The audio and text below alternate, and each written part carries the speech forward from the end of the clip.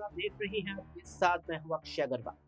उत्तर भारत के तमाम राज्यों में मौसम का जो तापमान है वो गिरता जा रहा है और ठंड बढ़ती जा रही है। लेकिन बिहार में सियासी तापमान बढ़ता जा रहा है और यहाँ उसके चलते जो सियासी उथल-पुथल है उसकी स्थिति भी बढ़ती जा रही है। नीतीश कुमार और या कहीं कि जेडीयू जिस तरीके से यहाँ लगभग अपनी वर्तमान की गतिविधियों से ये साफ कर चुकी है कि वो अब एक बार फिर से बीजेपी के साथ एनडीए में आने को तैयार हैं।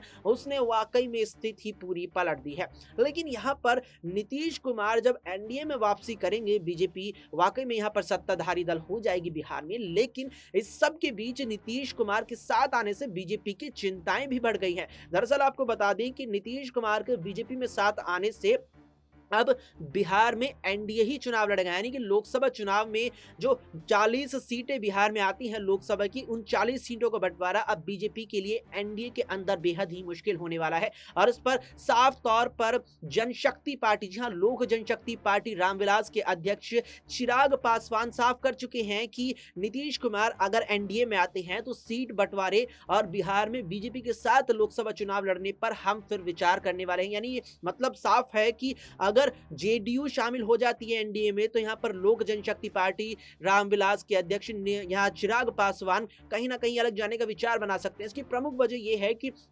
2019 के लोकसभा चुनावों में यहाँ पर लोक जनशक्ति पार्टी के अध्यक्ष और यहाँ पर दिवंगत नेता, दिग्गज नेता बिहार के रहे रामविलास पासवान की पार्टी ने एनडीए के अंदर रह करके 6 लोकसभा सीटें जीती थी। लेकिन उसके बाद कुछ वक्त बाद उनका निधन हो गया और फिर जब उनका निधन हुआ तो उनकी भाई यहाँ यानी कि पशुपति नाथ पारस ने बगावत करते हुए पार्टी के यहाँ खुद समेत यानी कि एक सांसद वे खुद थे और उनके साथ अन्य 4 सांसदों को लेकर के अलग पार्टी बना ली, जिसका नाम उन्होंने रखा यहाँ पर पे राष्ट्रीय लोक जनशक्ति पार्टी। और चिराग पासवान यहाँ पर अकेले पड़ गए और फिर उन्होंने अपनी पार्टी को कर दिया यहाँ पर लोक जनशक्ति पार्टी रामविलास। अब ऐसे में जो पशुपति नाथ पारस है उनके पास भी मौजूदा वक्त में 5 सांसद हैं और चिराग पासवान अकेले एक सांसद है। इसके अलावा अन्य 2 और यहाँ पर जीतन राम मांझी की, चाहे यहाँ पर हम पार्टी हो या अन्य यहाँ पर उपेंद्र कुशवाहा की पार्टी हो, 4 करीब यहाँ मुख्य रूप से सहयोगी दल बीजेपी के अभी भी हैं बिहार में, जिनकी यहाँ पर सियासी गणित बिगड़ सकता है अगर नीतीश कुमार बीजेपी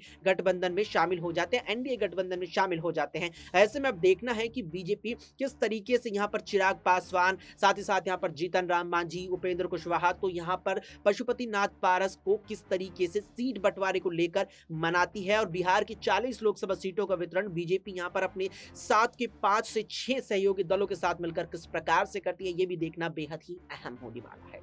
फिलहाल के लिए इस वीडियो में इतना ही। देश और दुनिया की तमाम खबरों के लिए आप देखते रहें SPN9 न्यूज।